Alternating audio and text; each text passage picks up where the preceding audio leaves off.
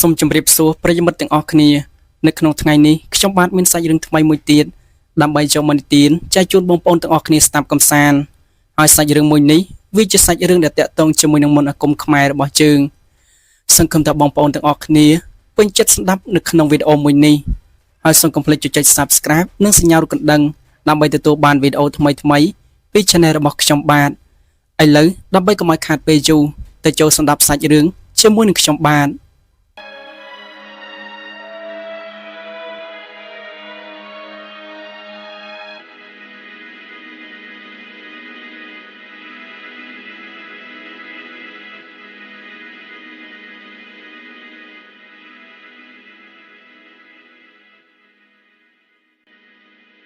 សាច់រឿងមួយនេះចាប់ផ្ដើមនិយាយឡើងពីគ្រួសារដែលពូកែទៅដោយមុនវិជាការមួយគ្រួសារលោកតាសួងបាននិយាយទៅមួយតំបន់នេះប្រហែលជាគ្មានអ្នកណាមានមន្តអាគមខ្លាំងពូកែដូចជាគាត់ទៀតនោះទេម្យ៉ាងទៀតគាត់មានកូនប្រុស2នាក់អ្នកទាំងពីរនាក់នោះសុទ្ធតែមានមាឌមមសាច់ដុំធំធំចំណែកឯមុនវិជាការងងឹតនោះក៏មិនធម្មតាដែរដោយសារតែកូនប្រុសរបស់គាត់ទាំងពីរនាក់តាំងពីដឹងក្តីមកគេបានហាត់រៀនមន្តអាគមពីលោកតាសួងនេះអស់ជាច្រើនឆ្នាំបងប្រុសមានឈ្មោះថានិសឿនចំណែកឯប្អូនប្រុសមានឈ្មោះថានិស័យនិសឿនគេគឺជាមនុស្សមេធំមានស័ក្តិយន្តអាគមពេញខ្លួនក៏ប៉ុន្តែអ្នកកំឡោះម្នាក់នេះមានចរិតស្លូតបូតទោះបីជាគាត់មានមន្តអាគមខ្លាំងពូកែក៏ដោយចំណែកឯប្អូនប្រុសដែលមានឈ្មោះថានិស័យនោះគេក៏ជាមនុស្សល្អដែរគ្រាន់តែគេមានចរិតឆៅឆាវបន្តិចក៏ប៉ុន្តែពីរអ្នកបងប្អូននេះគឺជាមនុស្សល្អដូចគ្នាអ្នកនៅក្នុងស្រុកភូមិគេស្រឡាញ់នឹងរាប់អានទៅដល់គ្រួសាររបស់តាសួងណាស់ថ្មីត្បិតតែគាត់គឺជាគ្រូមន្តអាគមមែនក៏ប៉ុន្តែគ្រួសារតាសួងគឺរកស៊ីប្រកបមុខរបរធ្វើស្រែចម្ការដូចជាអ្នកភូមិអ្នកស្រុកធម្មតានឹងឯងរីឯគ្រួសាររបស់គាត់ក៏មានជីវភាពធូរធារដែរដោយសារតែពួកគាត់មានដីស្រែចម្ការធំធំជាពិសេសនោះទៀតគឺតាសួងបានទទួលទ្រព្យសម្បត្តិជាច្រើនបន្តពីឪពុកម្ដាយដែលជាអគ្គអកដែលចាស់ទុំបានបន្សល់ទុកឲ្យនោះភាពល្បីល្បាញរបស់តាសួងមិនមែនកើតឡើងដោយសារតែការអួតអាងរបស់គាត់ឬក៏ការនិយាយតគ្នារបស់អ្នកភូមិនោះទេគ្រប់យ៉ាងទាំងអស់បានកើតឡើងតាំងពីគាត់នៅមានកម្លាំងពេញហើយកូនប្រុសរបស់គាត់ទាំងពីរនាក់នេះនៅក្មេងៗម្លេះកាលពីសម័យនោះដំរីរបស់តាខៃដែលជាដំរីធំឈ្មោលវាចោះប្រេងសំបីតែតាខៃដែលជាម៉ដំរីនេះក៏មិនអាចគ្រប់គ្រងទៅលើវាបានដែរសត្វដំរីចោះប្រេងបានធ្វើដំណើររកទន្ទ្រានពេញភូមិវាយបំបីពីងដកដើមឈើចំណែកឯអ្នកភូមិគ្មានអ្នកណាហ៊ានចូលទៅជិតសត្វដំរីនោះទេដោយជាពួកយើងបានដឹងស្រាប់ហើយថាសត្វដំរីចោះប្រេងគឺជាសត្វដំរីកាចបំផុតអ្នកភូមិគ្រប់គ្នាបានប្រាប់ឲ្យកូនចៅឡើងទៅលើផ្ទះបិទទ្វារបិទបង្អួចដោយសារតែខ្លាចកូនចៅរបស់ពួកគាត់ចុះពីលើផ្ទះបានជួបជាមួយនឹងសត្វដំរីចោះប្រេងមួយក្បាលនេះមួយព្រឹកទល់ថ្ងៃសត្វដំរីចោះប្រេងបានដើរអុកឡុកពេញតែភូមិក្រោយមកតាខៃក៏បានធ្វើដំណើរទៅផ្ទះរបស់តាសួងដើម្បីឲ្យតាសួងមកជួយបង្ក្រាបសត្វដំរីនេះឲ្យក៏ប៉ុន្តែកាលនោះពួកគាត់នៅក្មេងៗមិនទាន់ចូលដល់វ័យចំណាស់ដូចសពថ្ងៃនេះទេតាសួងគាត់ក៏ចាប់ផ្ដើមយកខ្សែពស់ដ៏ធំរួចឆាយរត់សំដៅទៅតាមសត្វដំរីមួយក្បាលនោះរត់បណ្ដើរគាត់ចាប់ផ្ដើមរាយនឹងសូត្រមន្តអាគមដាក់ទៅលើខ្សែពស់របស់គាត់បណ្ដើរក្រោយមកគាត់ក៏បានរត់ទៅស្ទះពីខាងមុខរបស់សត្វដំរីធំនៅពេលនោះតាសួងក៏ចាប់ផ្ដើមសូត្រអាគមថែមមួយជាន់ទៀតបន្ទាប់ពីរាយនឹងសូត្រមន្តអាគមរួចតាសួងក៏ចាប់ផ្ដើមបោះខ្សែពស់នោះទៅទាក់លើករបស់សត្វដំរីមួយផ្លេតក្រោយមកសត្វដំរីនោះហាក់ដូចជាធំថយកម្លាំងចំណែកឯតាសួង បាយជាទាញសត្វដំរីនោះដេកដួលទៅលើដីវិញអ្នកភូមិបន្ទាប់ពីឃើញការសម្ដែងនិមន្តអាគមរបស់តាសួងបានធ្វើឲ្យអ្នកភូមិទាំងអស់គ្នាភ្លឺភ្នែកហើយពួកគេបានស្រែកអបអរសាទរទៅដល់តាសួងយ៉ាងខ្លាំងមិនដឹងថាតាសួងគាត់មានមន្តអាគមអ្វីនោះទេបានជាគាត់មានកម្លាំងខ្លាំងក្លាអាចទាញសត្វដំរីមួយក្បាលដែលកំពុងតែចោះព្រេងនោះឲ្យដេកដួលទៅលើដីមិនត្រឹមតែប៉ុណ្ណោះសត្វដំរីមួយក្បាលនេះត្រូវតាសួងយកទៅចងភ្ជាប់ជាមួយនឹងដើមឈើអស់រយៈពេលជាច្រើនថ្ងៃធម្មតាពពួកសត្វដំរីឈ្មោលវាចោះព្រេងមិនក្រោមពីរយៈពេល5 ទៅ 6 ថ្ងៃឬក៏7ថ្ងៃនោះទេទម្រាំតែវាសាបរលាបនៃកម្លាំងនិងភាពកាចសាហាវរបស់វាបន្ទាប់ពីរយៈពេលប៉ុន្មានថ្ងៃនោះតាសួងក៏បានប្រាប់ឲ្យតាខៃយកសត្វដំរីគាត់ត្រឡប់ទៅផ្ទះនិងប្រើប្រាស់បានវិញដូចជាធម្មតាដោយជាអ្នកទាំងអស់គ្នាបានដឹងហើយថាសត្វដំរីចោះព្រេងសំបីតែមកវាក៏វាមិនស្ដាប់ដែរក៏ប៉ុន្តែក្រោយពីវាឈប់ចោះព្រេងវាប្រកាសជាស្លូតនិងស្ដាប់បង្គាប់ទៅដល់មកដំរីវិញថ្ងៃនោះហើយដែលគេឈ្មោះរបស់តាសួងចាប់ផ្ដើមល្បីល្បាញនៅក្នុងភូមិមិនត្រឹមតែប៉ុណ្ណេះនៅក្នុងថ្ងៃមួយទៀតនោះពេលដែលមានចោរ5នាក់បានចូលមកលួចឆក់ប្លន់នៅពេលយប់នៅក្នុងភូមិរបស់ពួកគាត់អ្នកភូមិពួកគេក៏ចាប់ផ្ដើមច្របូកច្របល់ដោយសារតែសំឡេងស្រែកសម្លុតរបស់ពពួកចោរព្រៃទាំងអស់នេះនៅក្នុងពេលនោះគ្មានអ្នកណាម្នាក់ហ៊ានចេញទៅទប់ទល់ជាមួយនឹងពពួកទាំងអស់នេះទេក៏ប៉ុន្តែមានតែតាសួងម្នាក់ប៉ុណ្ណោះគាត់បានចេញទៅទប់ទល់ជាមួយនឹងចោរព្រៃនៅក្នុងពេលនោះក្រុមចោរបានស្រែកសម្លុតមកកាន់តាសួងថាយេឯងនេះពិតជាមិនស្គាល់មេកំពស់ណាមែនម្នាក់ឯងចង់ចូលមកទប់ទល់ជាមួយនឹងគ្នាយើង5នាក់ឯងឃើញពួកយើងសុទ្ធតែមានដៃកំបិតជាប់នៅនឹងដៃដែរឬទេក៏ប៉ុន្តែតាសួងគាត់ក៏មិនបានមាត់កអ្វីដែរគាត់បានត្រឹមតែញញឹមក្រោយមកគាត់ចាប់ដើមប្រសិទ្ធិសូត្រផ្លុំទៅលើដៃគាត់ទាំងសងខាងហើយគាត់ក៏បានចូលទៅទប់ទល់ជាមួយនឹងក្រុមចៅនោះដោយដៃទទេ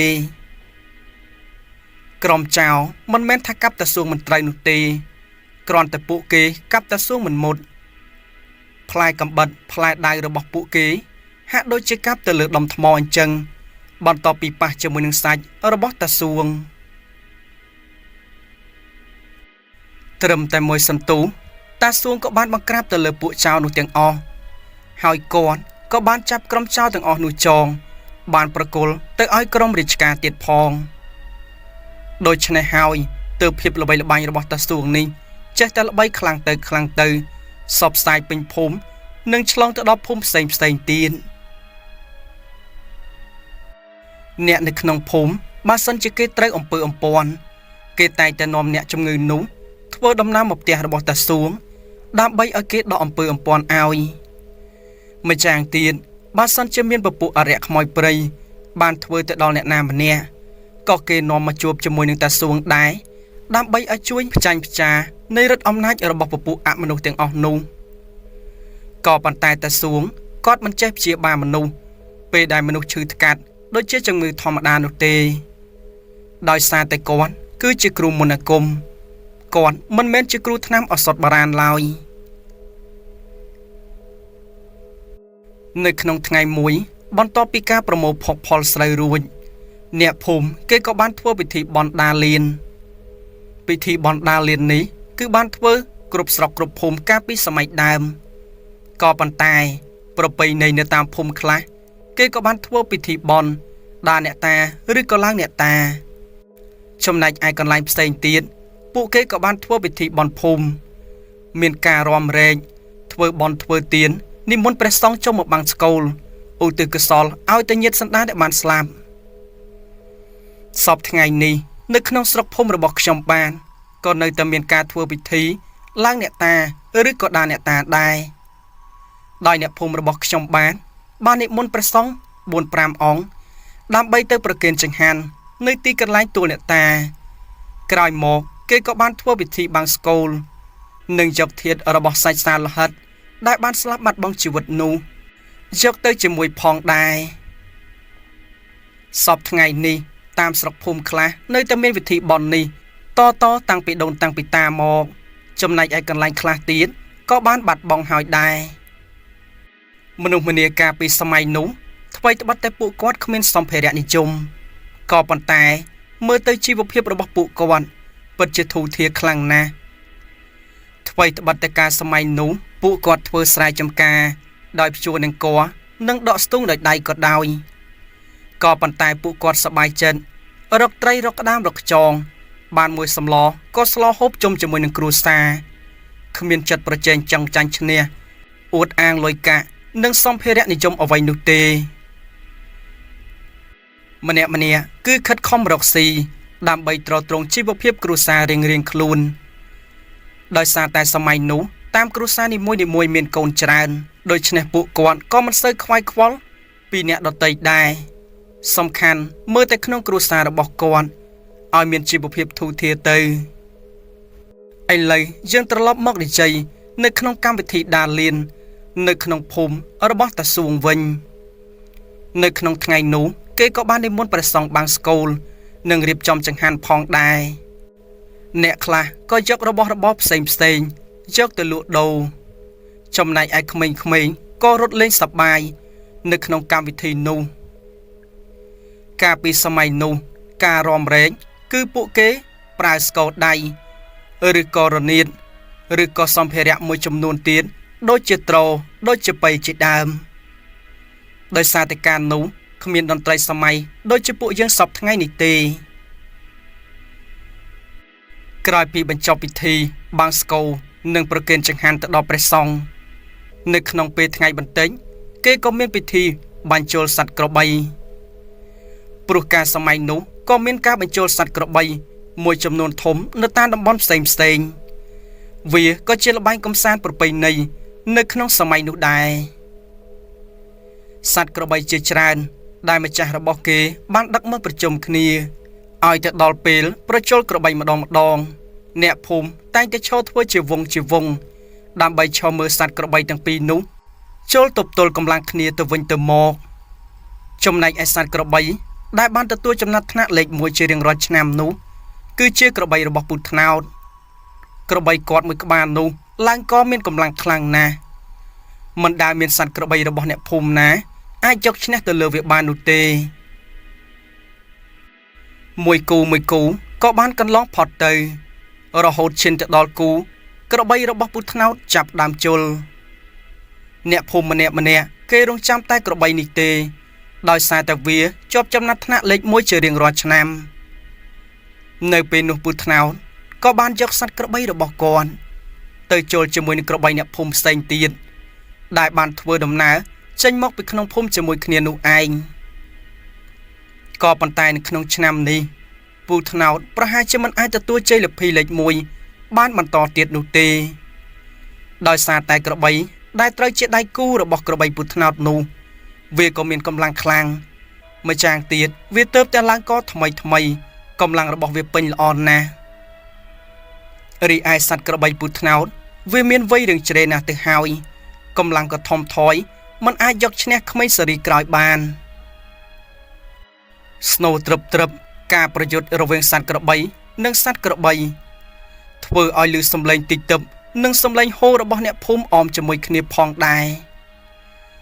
មួយសន្ទុះក្រោយមកស្រាប់តែសត្វក្របីពូថ្នោតចាប់ផ្ដើមរត់ចេញដោយសារតែចាញ់កម្លាំងរបស់ក្របីអ្នកភូមិផ្សេងទៀតនៅពេលនោះសត្វក្របីបានរត់ច្របូកច្របល់នៅក្នុងកម្មវិធីរត់ជន់ចានជន់ឆ្នាំងដោយជាពួកយើងធ្លាប់បានដឹងហើយថាសត្វក្របីជល់គ្នាគេមិនសូវជាឲ្យក្មេងៗនៅចិត្តនោះទេព្រោះថាសត្វក្របីបើសិនជាវាចាញ់វាប្រកាសរត់រកមនុស្សដើម្បីឲ្យមនុស្សជួយហើយដោយសារតែក្របីឈ្នះវាប្រកាសជាដេញតាមវត្តពីក្រោយនៅក្នុងពេលនោះភាពច្របូកច្របល់ក៏ចាប់ផ្ដើមកើតឡើងសត្វក្របីបានរត់ចូលទៅក្នុងវងរបស់អ្នកស្រុកម្នាក់ក៏ចាប់ផ្ដើមរត់រកប្រាស់អាយ៉ោះ ចំណែកឯក្មេងខ្មាំងវាក៏បានស្រែកចែកចាយនៅក្នុងពេលនោះដែរខណៈពេលនោះវត្តមានរបស់និស្សិតនិងនិស្ស័យពួកគេក៏នៅទីនោះបន្ទាប់ពីឃើញភាពចលាចលរបស់សត្វក្របីនិងអ្នកភូមិពួកគេទាំងពីរនាក់ក៏ចាប់ផ្ដើមស្ទុះវឹងចូលទៅចាប់សត្វក្របីមួយក្បាលម្នាក់តាសួងគាត់ក៏បានប្រាប់ឲ្យកូនប្រុសគាត់ទាំងពីរមានការប្រុងប្រយ័ត្នផងដែរព្រោះតែសត្វក្របីវាចេះតែក្រញ៉ាញ់ក្បាលមិនឈប់ខ្លាចកូនប្រុសរបស់ពួកគាត់ប៉ះជាមួយនឹងស្នែងក្របីដ៏មុតស្រួចនោះនៅពេលនោះពួកគេទាំងពីរក៏ចាប់ផ្ដើមរត់ចូលទៅចាប់ក្រឡោះរបស់សត្វក្របីទាំងពីរក្បាលនោះជាប់ក៏ប៉ុន្តែវានៅតែមិនឈប់រត់ដោយសារតែឃើញរញ៉េរញ៉ៃខ្លាំងពេកនិស្ស័យនិងនិស្សិតគេក៏ចាប់ផ្ដើមប្រសិទ្ធិមន្តអាគមដាក់ទៅលើដៃរបស់គេមន្តអាគមនោះគឺដូចជាមន្តអាគមដែលតាសួង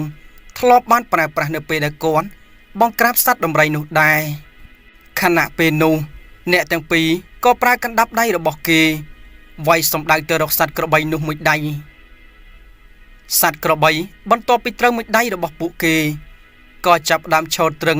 និងថយក្រោយបន្តិចម្ដងមិនបានប៉ុន្មានសត្វក្របីក៏ចាប់ផ្ដើមដួលលុតជង្គង់ទៅលើដីវាក៏សន្លប់បាត់បង់ស្មារតីទៅពេលនោះអ្នកភូមិគេក៏ចាប់ផ្ដើមស្រែកហូដោយសារតែអ្នកទាំងពីរនាក់នេះជួយបង្ក្រាបសត្វក្របីកាចឲ្យទៅដល់អ្នកភូមិម្ចាស់ក្របីម្នាក់ព្រមទាំងពូថ្នោតក៏ចាប់ផ្ដើមធ្វើដំណើរសម្ដៅទៅរកអ្នកទាំងពីរនាក់រួចឆោយនិយាយឡើងថានៃក្មួយពូអរគុណហើយដែលឯងជួយបង្ក្រាបសត្វក្របីនេះបើមិនមានពួកឯងទេសត្វក្របីនេះប្រកាសជាធ្វើឲ្យអ្នកភូមិមានរបួសពិតជាមិនខានឡើយអ្នកទាំងពីរក៏បាននិយាយឡើងថាមិនអីទេលោកពូវាមិនមែនជារឿងធំដុំអ្វីឡើយនៅក្នុងពេលនោះអ្នកភូមិក៏ចាប់ផ្ដើមស្រែកហូកាន់តែខ្លាំងឡើងអមនៅក្នុងពេលដែលអ្នកភូមិកំពុងតែស្រែកហូដើម្បីអបអរសាទរទៅដល់អ្នកទាំងពីរនាក់នេះតាខៃគាត់ក៏បានធ្វើដំណើរចូលទៅដល់ក្រោយមកតាខៃក៏បាននិយាយទៅកាន់អ្នកភូមិថាអើយប៉ុណ្ណេះគ្មានអ្វីអស្ចារ្យនោះទេកាលពីលោកតាសួងនៅក្មេងវិញ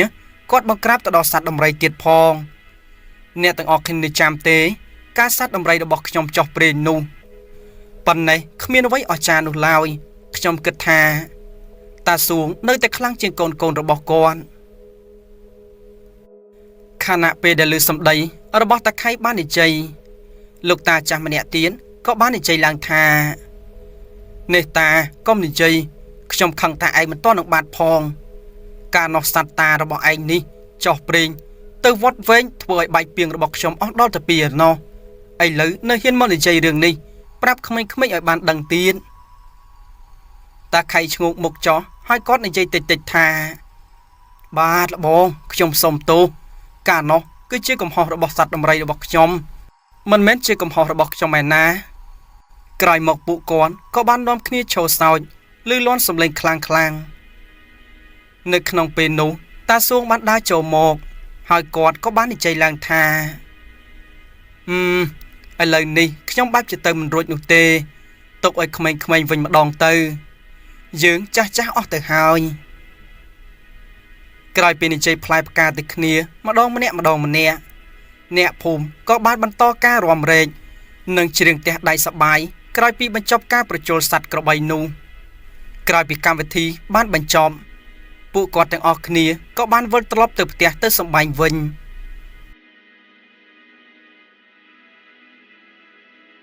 ចាប់តាំងពីតាសួងគាត់ល្បីល្បាញនៅក្នុងភូមិនេះមកតាសួងមិនដាច់ជួបប្រទះជាមួយនឹងអ្នកខ្លាំងនោះទេរហូតដល់ថ្ងៃមួយពេលដែលអ្នកភូមិនាំគ្នាចូលទៅកាប់អស់នៅក្នុងដែនព្រៃពូថ្នោតព្រមទាំងអ្នកភូមិពីរទេសទៀតកំពុងតែកាប់អស់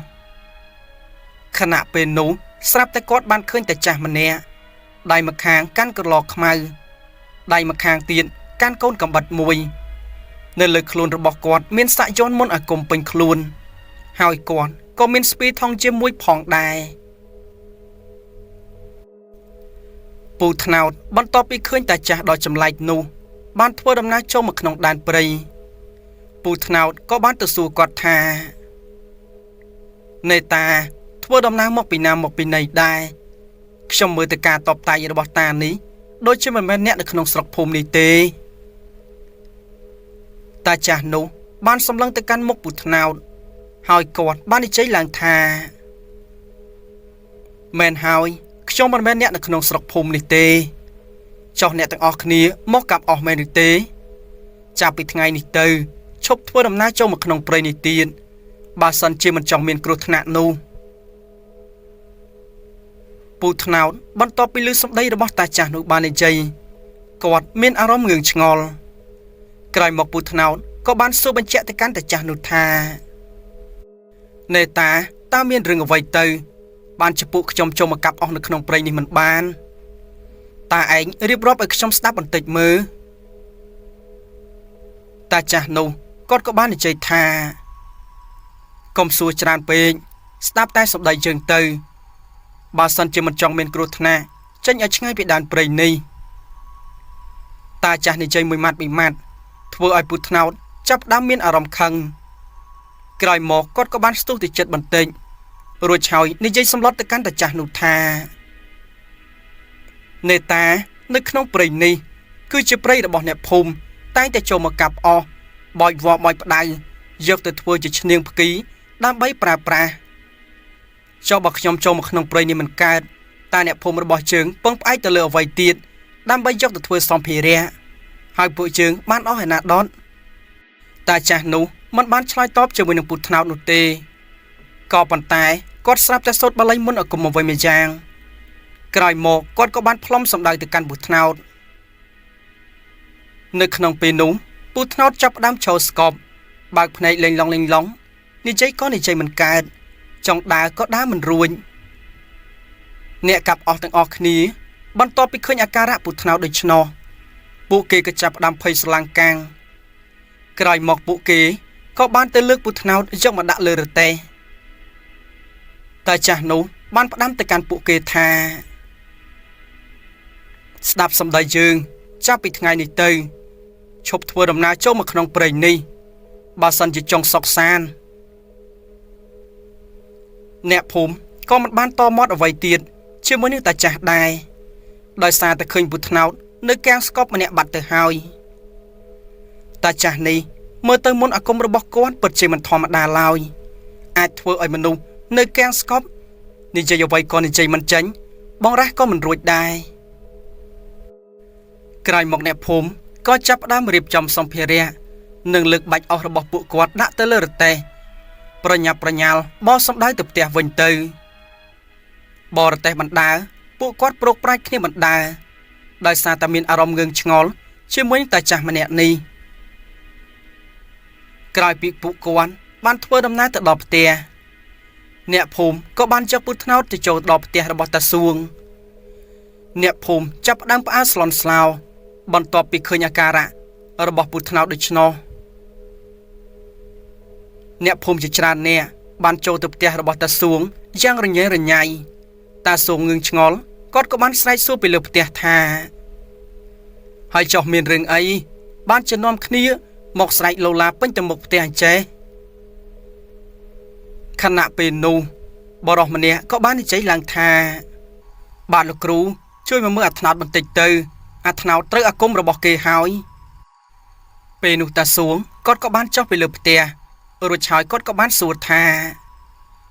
អ្នកទាំងអស់គ្នាហើយចោះថ្នោតវាធ្វើអ្វីជាមួយនឹងអ្នកណា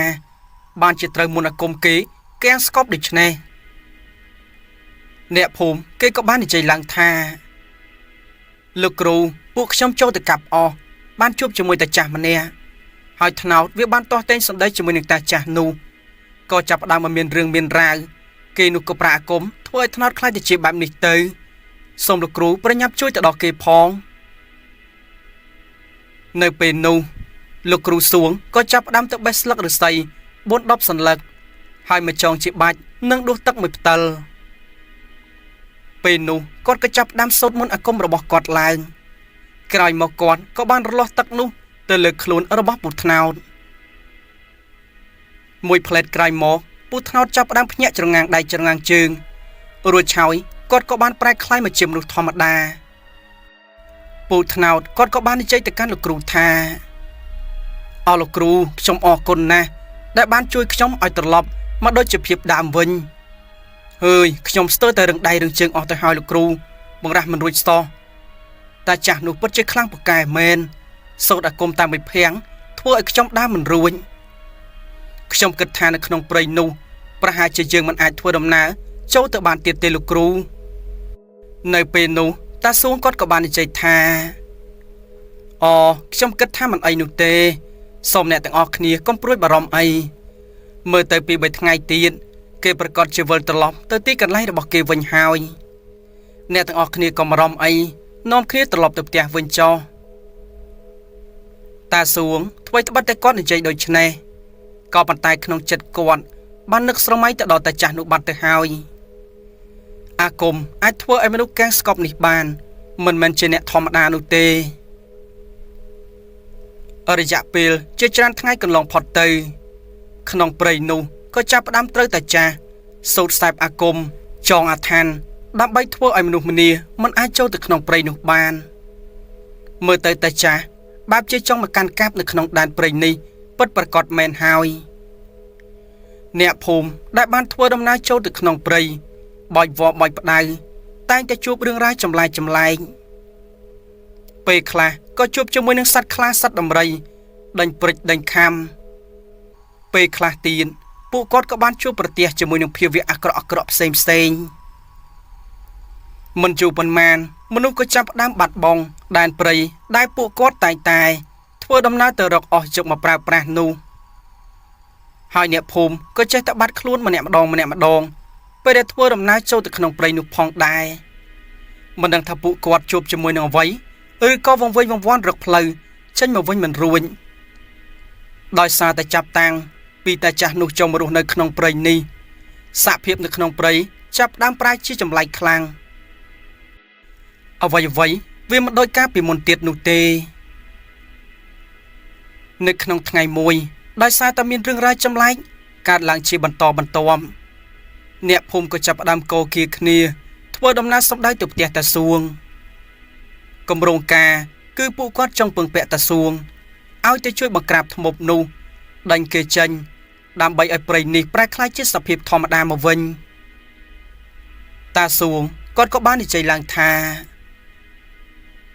មិនអីទេអ្នកទាំងអស់គ្នាខ្ញុំដឹងហើយមើលទៅគេប្រកាសជាមកចង់កាន់កាប់នៅក្នុងដែនព្រៃនេះរហូតចាំមើលខ្ញុំចូលទៅចរចាជាមួយនឹងគេបើសិនជាគេយល់ព្រមពួកយើងក៏អាចរស់នៅសុខសាន្តបន្តទៀតដែរក្រោយមកអ្នកភូមិពួកគេក៏សប្បាយចិត្តបន្ទាប់ពីលោកតាសួងយល់ព្រមចូលទៅក្នុងព្រៃចរចាជាមួយនឹងធ្មប់នោះវេលាព្រឹកស្អែកតាសួងក៏ចាប់ផ្ដើមរៀបចំសម្ភារៈរបស់គាត់ហើយគាត់បាននិយាយទៅកាន់ប្រពន្ធនិងកូនប្រុសទាំងពីរនាក់ថាណែនៅផ្ទះនៅសំបែងជួយមើលថែទ្រព្យរបស់ផងពុកធ្វើដំណើរចូលទៅក្នុងព្រៃមួយថ្ងៃដើម្បីទៅជួបតាចាស់នោះនិយាយគ្នាឲ្យដាច់ស្រេចអំឡុងពេលនោះប្រពន្ធតាសួងបាននិយាយឡើងថានៃឪវា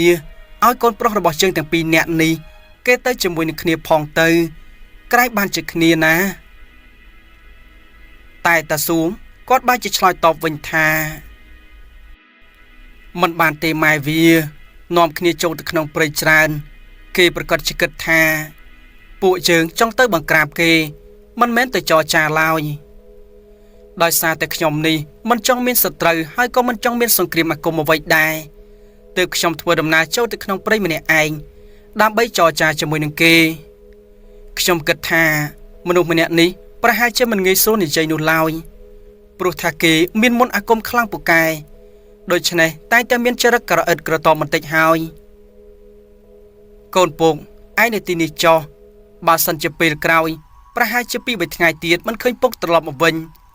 ចាំពួកឯងធ្វើដំណើរចូលទៅក្នុងព្រៃនោះចោះក្រោយពីនិយាយរួចតាសួងក៏រៀបចំសម្ភារៈរួចហើយធ្វើដំណើរចេញពីផ្ទះទៅ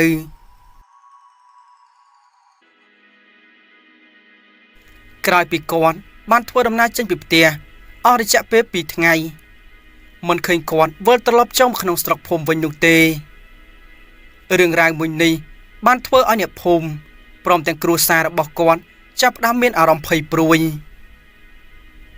ប្រពន្ធតាសួងក៏បាននិយាយទៅកាន់កូនប្រុសថា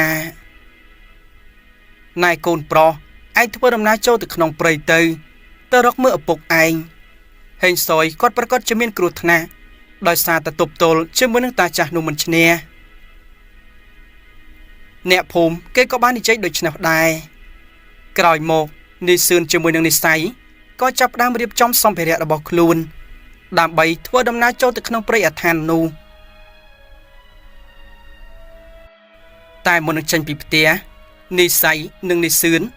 គេក៏បាននិយាយទៅកាន់អ្នកភូមិថាអ្នកទាំងអស់គ្នាសូមជួយនៅមើលថែម្ដាយរបស់ខ្ញុំផងពេលដែលខ្ញុំចូលទៅក្នុងព្រៃនេះមិនដឹងថាខ្ញុំអាចវិលត្រឡប់មកវិញបានឬក៏មិនបាននោះទេអាគមរបស់ឪពុកខ្ញុំខ្លាំងពូកែណាស់នៅតែមិនទាន់ឃើញគាត់ត្រឡប់មកវិញសូមអ្នកទាំងអស់គ្នានៅជួយមើលថែម្ដាយរបស់ខ្ញុំផងពេលនោះអ្នកភូមិក៏បាននិយាយឡើងថាមិនអីទេក្មួយពួកឯងលះបង់ដើម្បីអ្នកភូមិច្រើនពេកហើយចឹងមកខ្ញុំនឹងមើលថែម្ដាយរបស់ឯងឲ្យបានល្អក៏ប៉ុន្តែពួកឯងត្រូវតែមានការប្រុងប្រយ័ត្នផងចូលទៅក្នុងព្រៃនោះវាមិនងាយស្រួលនោះទេបន្ទាប់ពីអ្នកភូមិផ្ដាំរួចពីអ្នកបងប្អូនក៏ចាប់ផ្ដើមរៀបចំសម្ភារៈព្រមទាំងសត្វអាគមជាច្រើនធ្វើដំណើរចូលទៅក្នុងព្រៃទៅក្រោយពីពួកគាត់បានធ្វើដំណើរចូលទៅក្នុងដែនព្រៃអាឋានពួកគាត់បានឃើញថានៅក្នុងព្រៃនេះឥឡូវមិនដូចកាលពីមុននោះទេវាមានសភាពត្រជាក់ខ្លាំងម្យ៉ាងទៀតមានផ្សែងជាច្រើនចេះតែហោះរសាត់អណ្ដែតកាត់នៅក្នុងព្រៃនេះមិនដាច់និស័យក៏បាននិយាយទៅកាន់និសឿនថាបងប្រុសនៅក្នុងព្រៃពិតជាផ្លាស់ប្ដូរខុសពីកាលពីមុនមែនអ្នកភូមិគេនិយាយមិនខុសនោះទេតើពួកយើងត្រូវធ្វើដំណើរទៅតាមច្រកណាទៅខណៈពេលនោះនិសឿនក៏បានឆ្លើយតបទៅកាន់ប្អូនប្រុសថាកុំព្រួយបារម្ភអីតោះឆាប់ធ្វើដំណើរតាមបងមកខណៈពេលនោះនិសឿនក៏ចាប់ផ្ដើមសូត្រអាគមរបស់ខ្លួនរួចហើយ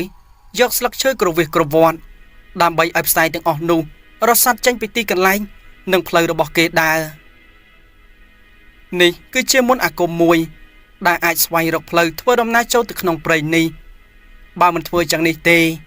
ពួកគេប្រកាសជាមើលផ្លូវមិនឃើញឡើយព្រោះតែរឿងដូចនេះទៀតតើទើបអ្នកភូមិចេះតែវង្វេងវង្វាន់នៅក្នុងព្រៃរកផ្លូវត្រឡប់ទៅផ្ទះវិញមិនឃើញ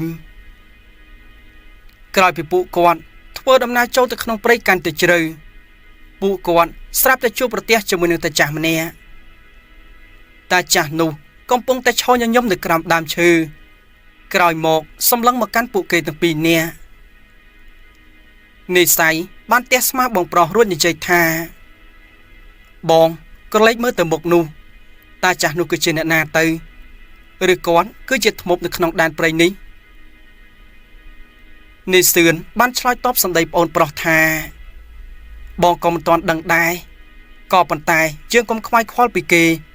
ធ្វើដំណើរបន្តទៅមុខទៀតទៅអ្នកទាំងពីរនាក់ក៏ចាប់ផ្ដើមបន្តដំណើរទៅមុខទៀតដោយមិនបានខ្វាយខ្វល់ជាមួយនឹងតាចាស់ម្នាក់នេះនៅក្នុងពេលនោះមួយសន្ទុះក្រោយមកទៀតស្រាប់តែមានសត្វខ្លាធំមួយក្បាលបានវាយប្រហារទៅលើពួកគេទាំងពីរនាក់បងប្អូនចាប់ផ្ដើមសូត្រអាគមទាញកំបិតចេញមកទប់ទល់ជាមួយនឹងសត្វខ្លាមួយក្បាលនោះការប្រយុទ្ធបន្តបន្ទាយជាមួយនឹងសត្វខ្លាអស់មួយសន្ទុះទីបំផុតពួកគេក៏បានយកឈ្នះទៅលើសត្វខ្លាមួយក្បាលនោះហើយគេក៏បានបន្តដំណើរទៅមុខទៀតដើរបានមួយសម្បកទៀតស្រាប់តែប្រទះឃើញតាចាស់ទៅឈរពីខាងមុខពួកគាត់ទៀតហើយតាចាស់ម្ដងនេះអង្គុយនៅក្រោមដើមឈើមិនបានមាត់កចេះតែញញឹមមកដាក់ពួកគេរឿងនេះធ្វើឲ្យនិស័យនិងនិសឿនចាប់ផ្ដើមមានអារម្មណ៍ងឿងឆ្ងល់យ៉ាងខ្លាំងនិស័យបាននិយាយថាបងប្រុសមើលទៅតាចាស់នេះបែបជាចង់លេងជាមួយនឹងជើងហើយទៅសួរគាត់ឲ្យដឹងខុសត្រូវទៅខណៈពេលនោះនិសឿនបាននិយាយថា Nè ôn Công tới khoai khoal cho mình nâng kê Kết tới rừng bỏ trường tư Ta đào đọc bộ ấy khơi Đám bay vớt tập từ tè vinh Mưa tới này sườn hát đôi chợ bán đằng thà Nì con tới chiếc ca xạ chật Ở đó bó ta chạc tại bần no Đòi này sườn cái bán đằng thà Một này miền chê tà ná Thua ấy phụ kê khăn Đám bay lên nhà cúng tới cán kê môn Có bàn tay này sườn Cứ chìm nụ mình sơi treo cha Kê kết bán về ngày khăn na Vì nẹ bông ôn Chết tay bàn to đầm nà từ một Đòi pra sạc chơi cơ vi cơ vọt Nâng sốt á công rồi bọc luôn Mùi xâm tu cài mọc Srap ta miên vông bộ bộ sơ màu khmai chê tràn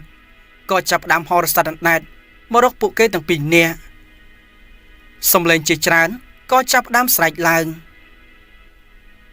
Nơi bê nụ Nẹ tầng pì nẹ Có chạp đám rí á công rồi bọc luôn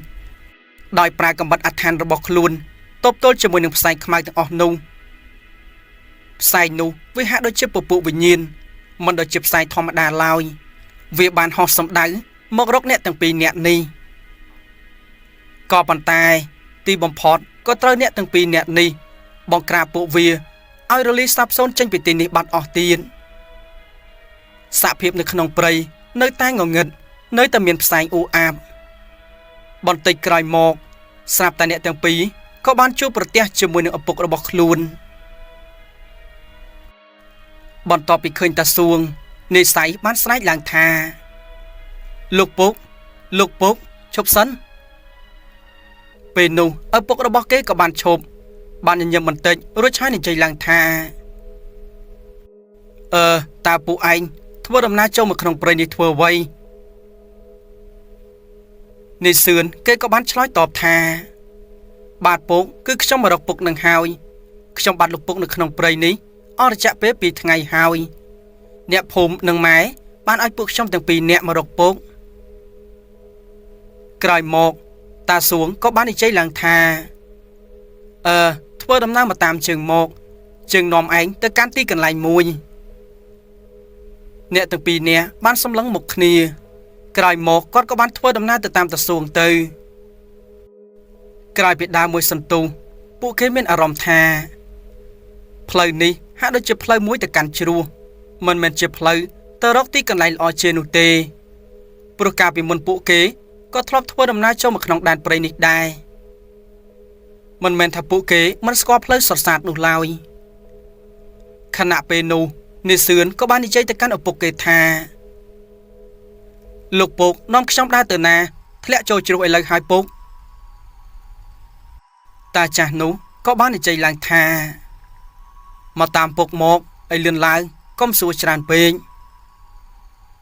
Có bàn tay Bây để bộ kế công bông tệ đà Vì cài khăn nông bọc bọc bọc kê Sạp ta miên xâm lấy mùi tiết Bán sạch làng thà Sườn, say Anh tên nà nâng Công đá tam kê xó Bởi chắc miên cửu thân á Cài một nẹ tầng phí Có bán cửu lệch cài Sạp ta bán khơi thà Ở bọc bọc kê Nơi biết khăn cài nì tê Hỏi cho bọc mà nẹ tiết Đại công bông tệ đà bị khăn mục nì Cứ trên nà áp bật bật gọt tê Nẹ tầng pì nẹ có chấp đám sẵn làng càng Khả nạ bê nụ Ta xuống Đại công bông tệ sạch hai bộ kê nụ Có chấp đám sâu đã cúm Đã tơ lượng có đầm nai Cài một khi có bán cúp xong đáy tờ đọc ta xuống Đại bán nông play nẹ tầng pì nẹ ni Khả nạ bê đợt trơn có đầm nai hào Ta chả nụ Có chấp đám prai đục riêng Khai từ chia ta một vinh Cài một Pì nẹ bông ổn Có bán rút xong đáy tờ đọc ở bục Hỏi kế có bán số làng thà Bốc Vì ngày hỏi Ba bốc nâng miền chỉ vật Hát ở vây có bốc mình tập tập tè vinh Nẹ máy bối bà rõm khăn nè Ta xuống Con có bán đi chơi làng thà Nê côn pro Bốc châu một nông bình nê bị ngày Bạn chụp cho mùi nâng kế ta mới plết tai bần no Tai kế nê chia dìm kịch luôn Mình ai bốc cho cha cho mùi nâng kế nụ tê Cài một này sái Cây có bán đi chơi làng thà Lục bột Bác sân chỉ cho cha mình bàn Công chắc cây chào tư Mưa tới ta chả ní Mình mến chùm nụ lọ chiều vài nụ lao ấy Khả nạ bê nụ Ta chắc có bán đi chơi làng thà ពួកឯងគិតថាងាយស្រួលមែនឬទេចាំមើលយើងជាអ្នកកំចាត់ឯងមុនតាធ្មប់នោះក៏ចាប់ផ្ដើមយកក្រឡកខ្មៅរបស់គាត់រួចឆាយប្រសិទ្ធិមន្តអាគមបោះបាច់ក្រឡកខ្មៅនោះឡើងទៅលើផ្សែងពណ៌ខ្មៅជាច្រើនក៏ចាប់ផ្ដើមហោរស័តអណ្ដាតចេញពីក្នុងក្រឡទៅកាន់ទិសដៅផ្សេងគ្នាមួយសន្ទុះក្រោយមកស្រាប់តែមានពពួកសត្វដំរីព្រៃនិងសត្វខ្លាជាច្រើនក្បាលក៏ចាប់ផ្ដើមនាំគ្នារត់សម្ដៅមកកាន់ទីនេះពេលនោះហើយទើបពួកគាត់ដឹងថាតាចាស់នេះប្រើវិញ្ញាណដើម្បីឲ្យចូលសន្ធិដ្ឋនៅក្នុងសត្វខ្លានិងសត្វដំរីមកទប់ទល់ជាមួយនឹងពួកគាត់ក្រោយមកអ្នកទាំង3ក៏ចាប់ផ្ដើមទាញកំបិតអាគមសូត្រសែបមន្តអាគមឡើងនិងបង្ក្រាបទៅដល់ពពួកវិញ្ញាណទាំងអស់នោះការប្រយុទ្ធអស់ពេលមួយសន្ទុះធំដោយសារតែសត្វព្រៃនេះជាច្រើនត្រូវវិញ្ញាណគ្របសង្កត់បន្ទាប់មកអ្នកទាំង3ក៏បានប្រាក់អាគមរបស់ខ្លួនបង្ក្រាបទៅលើពពួកសត្វទាំងអស់នេះបានតាចាស់ក៏ចាប់ផ្ដើមសើចលន់សំឡេងខ្លាំងក្រោយមកគាត់ក៏ចាប់ផ្ដើមសូត្រអាគមរបស់គាត់ធ្វើឲ្យព្រៃឈើនៅក្នុងព្រៃនេះចាប់ផ្ដើមមានជីវិតចូលមកទប់ទល់ជាមួយនឹងអ្នកទាំង3ដើមឈើធំបានប្រើមែករបស់វាក្រវីក្រវាត់ដើម្បីបង្ក្រាបទៅលើអ្នកទាំង3នាក់នេះអាគមនេះពិតជាមិនធម្មតានោះទេវាគឺជាអាគមមួយដែលបានបាត់បង់តាំងពីយូរជាងណាស់មកហើយពេលនោះតាសួងគាត់ក៏បាននិយាយឡើងថាណែកូនបើសិនយើងទប់ទល់ដូច្នេះបន្តទៀតយើងប្រកាសជាអស់កម្លាំងស្លាប់ពិតជាមិនខានឡើយឯងនៅទប់ទល់ជាមួយនឹងព្រៃឈើទាំងអស់នេះចោះពុកចូលទៅទប់ទល់ជាមួយនឹងតាចាស់នោះក្រោយមកអ្នកទាំងពីរក៏បាននិយាយឡើងថាបាទពុកសំពុកទៅចោះខណៈពេលនោះតាសួងក៏ចាប់ផ្ដើមប្រសិទ្ធិមន្តអាគមរបស់ខ្លួនធ្វើឲ្យកំបិតរបស់គាត់កាន់តែមានពន្លឺនិងកាន់តែមានអានុភាពតាចាស់ក៏ចាប់ផ្ដើមទាញយករូបសំណាកមួយសូត្រស្ទែបអាគមរួចហើយបោះសម្ដៅមកកាន់តាសួងរូបសំណាកនោះមានដៃ4មើលទៅហាក់ដូចជាពួកទេវៈអ្វីម្យ៉ាងក្រោយមកវាក៏ចាប់ផ្ដើមរត់សម្ដៅមករកតាសួងរួចហើយប្រយុទ្ធទប់ទល់តាសួងគាត់ក៏ចាប់ផ្ដើមប្រសិទ្ធិអាគមគប់កំបិតកុំតិចរូបសំណាកនោះឲ្យរលាយសាបសូន្យទៅតាចាស់ក៏ចាប់ផ្ដើមបាក់ភ្នែកដេញឡុងដោយសារតែឃើញអាគមតាសួងមិនមែនជាអាគមធម្មតាតាចាស់កាន់ក្រឡខ្មៅដោយឃើញសភាពការមិនស្រួលគាត់ក៏ចាប់ផ្ដើមប្រែខ្លួនខ្លាចជាសត្វចចកខ្មៅមួយក្បាលរត់ចេញពីទីនេះក៏ប៉ុន្តែនៅពេលនោះកំបិតអាគមរបស់តាសួងក៏បានទម្លុះខ្នងរបស់វាហើយនិស័យនឹងនិសឿនក៏បានរត់ទៅស្ទាក់មុខផងដែរទីបំផុតពួកគេក៏ចាប់ផ្ដើមសូត្រអាគមរួមគ្នាធ្វើឲ្យតាចាស់នោះមិនអាចទប់ទល់បានតាចាស់ក៏ចាប់ផ្ដើមស្រែកអង្វរសូមឲ្យអ្នកទាំង3នាក់នេះទុកជីវិតដល់គេអ្នកទាំង3ក៏គ្មានចិត្តអ្វីចង់ធ្វើបាបទៅដល់តាចាស់បន្តទៀតដែរក៏ប៉ុន្តែនៅក្នុងពេលនោះស្រាប់តែមានអ្វីម្យ៉ាងបានរត់បំបុកតាចាស់ទម្លាក់ចុះពីលើភ្នំបាត់ទៅតាមពិតទៅសត្វដែលបានរត់បំបុកតាចាស់ទម្លាក់ចុះពីលើភ្នំនោះវាគឺជាក្របីអ្នកតាដោយសារតែអ្នកតាគេខឹងសម្បាជាមួយនឹងតាចាស់បានមកចងអាគមនៅក្នុងព្រៃធ្វើឲ្យព្រៃនេះប្រែសភាពខុសប្លែកពីធម្មតាមនុស្សម្នាក៏លែងធ្វើដំណើរចូលមកក្នុងព្រៃផ្សែងអាប់អួរមានពីពេញទីកន្លែងនេះគេខឹងសម្បាជាមួយនឹងតាចាស់ក៏ប៉ុន្តែពីមុននោះដោយសារតែគេមិនអាចទប់ទល់ជាមួយនឹងតាចាស់បានគេនេះមានមន្តអាគមខ្លាំងពូកែបន្ទាប់ពីឃើញអាកាសល្អដូច្នេះក្របីអ្នកតាក៏បានបញ្ចប់ជីវិតតាចាស់នេះឲ្យទម្លាក់ចុះពីលើជ្រោះភ្នំបាត់ទៅ